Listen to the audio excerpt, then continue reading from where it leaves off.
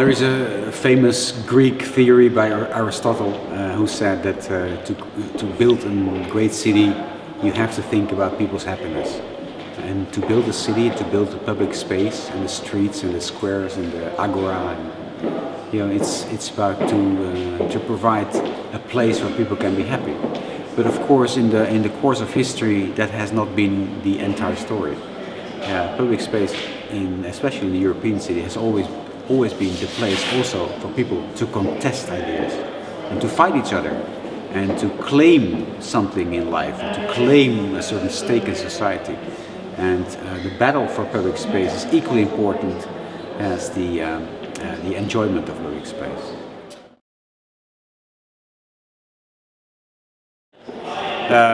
Well, I think that this idea about public space as the theater of democracy and the place where democracy is played out and where people are, exposing themselves and showing to each other, exposing to other people who they are and what they want, and also to contest the space. This function of the public space is really under siege now, because democracy is not the same as it used to be in web society and digitized the era of digitization. More and more of the public exchange go through the internet and through digital media. So it's not so obvious anymore that public space is for that battle. And what you see in a lot of public space design by architects and by urban designers and so on is a kind of new emphasis on this more quiet background of daily life, where people can sit down, can have their kids playing around, and so on and so on. So I think at this moment there is this issue: how vibrant, how active, how representative of democracy is still the public space. And I think architecture can do a great job in trying to pursue this democratic dimension of public space, rather than just a space to be happy and to be quiet and watch your kids playing. Right?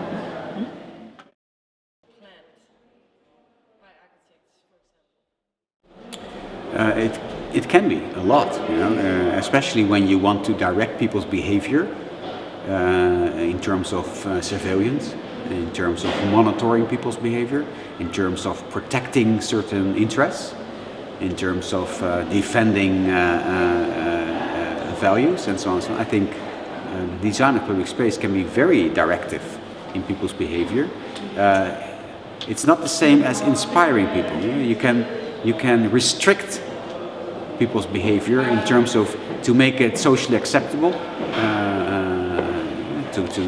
that they play the role of good citizen.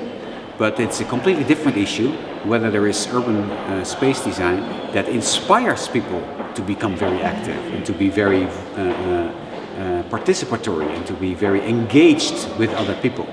So you can have a very negative, I mean a kind of limited version of behavior through design, but to inspire people you need something else. And it's an interesting question: what is this else? What can architecture do? What can design do to not just to restrict people, but to open up worlds, to give them inspiration, to make them enthusiastic, and to make them engaged? These are two different branches of the same task to create public design.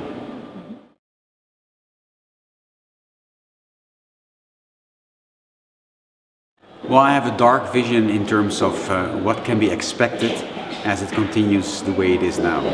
If we keep going on with devoiding the city, devoiding public space with any democratic meaning, any democratic discourse, I think before we know it, a lot of city space, a lot of public space will be a kind of leftover, a kind of residue of a society that is played out somewhere else, right? No longer there.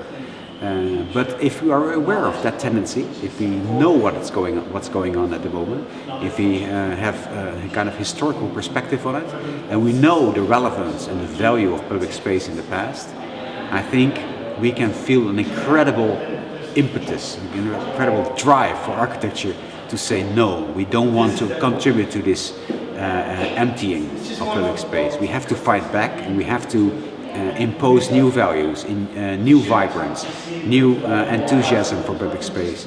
And by doing so, I think architecture can play a key role in the ongoing vitality of democracy.